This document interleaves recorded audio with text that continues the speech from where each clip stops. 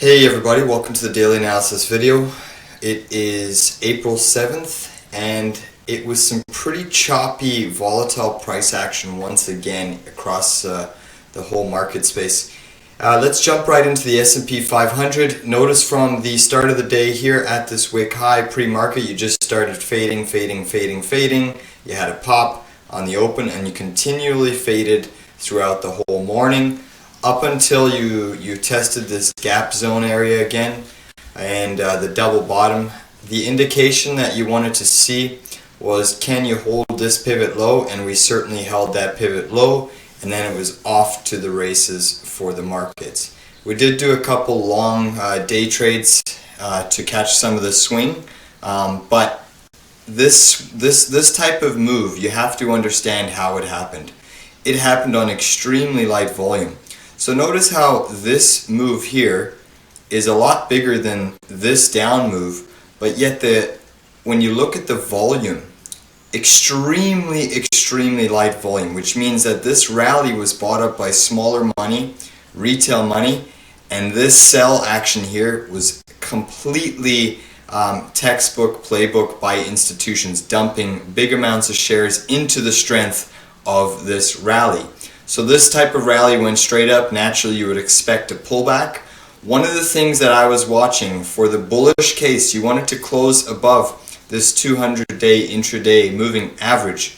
You failed that. You did not close above it. You actually closed below it. So this leads me to my thesis for tomorrow's price action. I think that we do see a float up to fill this gap zone up here between this 451, 452 level. That will be a prime opportunity to short, in my opinion. I do think you potentially go up to fill that gap and start to reverse. The question is, how fast will we negate these gains? If you recall the last big rally we had over here, we completely negated it. If we look at the daily chart, it's an impressive move for the spiders nonetheless, but you have to also understand what came into support. You had the 200-day moving average on the daily basis coming in for support, as well as this double bottom zone. So the markets weren't yet ready to break that 200 moving average. I think it's due to the fact that you have not filled this gap completely. You came very close on the daily basis to filling that gap, but nonetheless it is still technically open. So I do think before you head lower, you have to go and fill that gap. That being said, it's interesting how we retraced to this original trend line where we broke down and actually gapped down. So naturally, I think we're going to have a retrace back to that, well, if you can already see on the hourly chart, we already retraced perfectly to this upsloping trend line, which was the original gap down zone and where this trend broke its formation. So we actually did have the retrace back to the scene of the crime, but again, the gap is still open. I have to believe that you came so close to filling that gap that the price is going to get sucked back up there, potentially for a somewhat of a double top area, you know, a final fake out before the markets head lower. Just like you had this consolidation right above the gap zone, you eventually came down. Now, we obviously hit that on the same day, so I do think in the near term you do fill that gap. It is highly likely. Should we fill that gap, we are looking for day trade shorts. We're fully positioned at these levels for our swing trade spider shorts, but we're going to be looking for some quick day trades. Just going back to the post-market hours here, again, we're still holding below that key moving average. So that is a little nuance that has to be observed, the fact that we closed down. Now, the bullish case that one can state is that you actually closed above on an hourly basis above this red bar high, which gives it a little bit more of an upside chance potentially tomorrow, but nonetheless I expect a full-on reversal. These rallies cannot be trusted, just like you witnessed here. The volume, super light all day, and then to have a volume bar of this magnitude, the only thing that can cause that is big money. Smart money, institutional money. Retail investors don't cause big volume bars like this. They may add a little bit to it, but they certainly can't do this on their own. That is nonetheless big money dumping into the strength of this power rally. And the spider closed up roughly 0.5%. And if you look at the move that it did from the lows, it was a 1.6% rally. So that just shows you how far down we were in negative territory as we bled all morning. And then at the end of the day, literally the final couple hours in the afternoon, the markets were saved on the back of light volume. But I can't stress this enough. The volume, the volume, the volume. The volume closed roughly 73 million, a few extra million in the post hour. That is still very light in comparison to what we have seen. So until we start seeing bigger volume in terms of buying pressure, I don't trust this rally. The volume seems to be superseding on the downside all the time. All the time, the red volume bars. Notice how we're superseding the green volume bars, which is never a good thing to be having. And that just is a little bit of an indicator that this market is in a clear downtrend. Looking at the Qs, again, a beautiful day. Notice what we hit on the daily chart.